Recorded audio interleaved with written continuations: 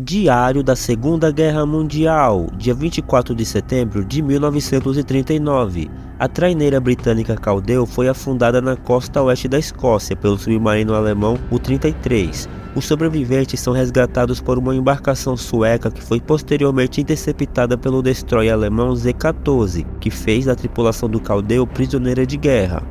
O cargueiro sueco Gertrude Bratt foi afundado pelo submarino alemão U-4 ao sul da Noruega. De acordo com os sobreviventes, os alemães prometeram rebocar os dois botes salva-vidas em direção à costa norueguesa, mas aparentemente o submarino partiu sem ajudá-los após avistar uma aeronave. O cargueiro britânico Hazelsaid também é afundado pelo submarino alemão U-31 ao sul da Irlanda, e o cargueiro francês Freynet se choca com uma mina marítima e afunda próximo da Inglaterra no Mar do Norte.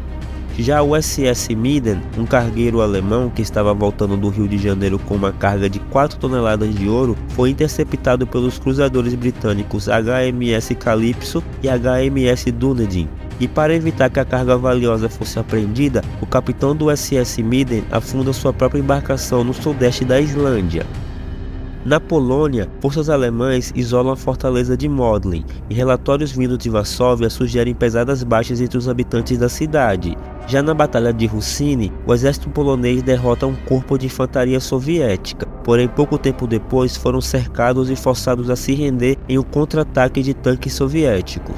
A Batalha de Grodno também termina tendo o mesmo fim, com vitória das forças soviéticas. Já em Bydgoszcz, os Einsatzgruppen alemães executam 800 membros da inteligência polonesa nos campos de concentração. A Força Aérea Soviética viola o espaço aéreo da Estônia. O governo soviético também dá um ultimato ao ministro das Relações Exteriores da Estônia em Moscou, advertindo os estonianos que, se a União Soviética não conseguisse bases militares na Estônia, seria forçada a usar ações mais radicais. Na Alemanha, bombardeiros franceses atacam a base alemã do Zeppelin em Friedrichshafen. Já na frente ocidental, a artilharia francesa dispara na fronteira contra tropas alemãs. O comando da Marinha Alemã ordena o naufrágio sem aviso de navios mercantes que enviam sinais por rádio e o ataque a navios de passageiros das nações dos aliados. O comando também autoriza o ataque contra embarcações francesas. E por fim, a Alemanha inicia o racionamento de alimentos de sua população. O governo alemão passa a utilizar sua máquina de propaganda para tentar convencer a nação de que arcar com a escassez e mudar a dieta era um dever patriótico. O regime monta uma enorme campanha educativa dirigida às donas de casa, pois eram as que mais compravam comida e cozinhavam para os outros, para que passassem a partilhar os alimentos e usassem as dicas sobre como preparar refeições em tempos de escassez.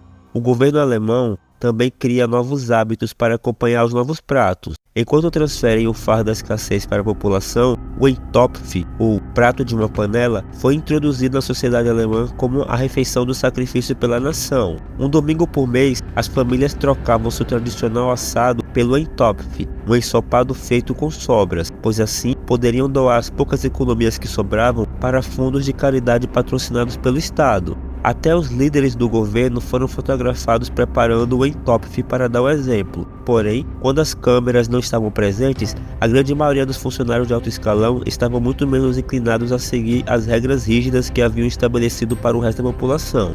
Göring, um ministro do governo, jantava regularmente nos melhores restaurantes de Berlim, onde chegava a consumir em uma única refeição o que um alemão comum se alimentaria em uma semana. Seus excessos e estilo de vida extravagante prejudicavam constantemente as tentativas do governo alemão de retratar sua liderança como exemplos em seus comportamentos.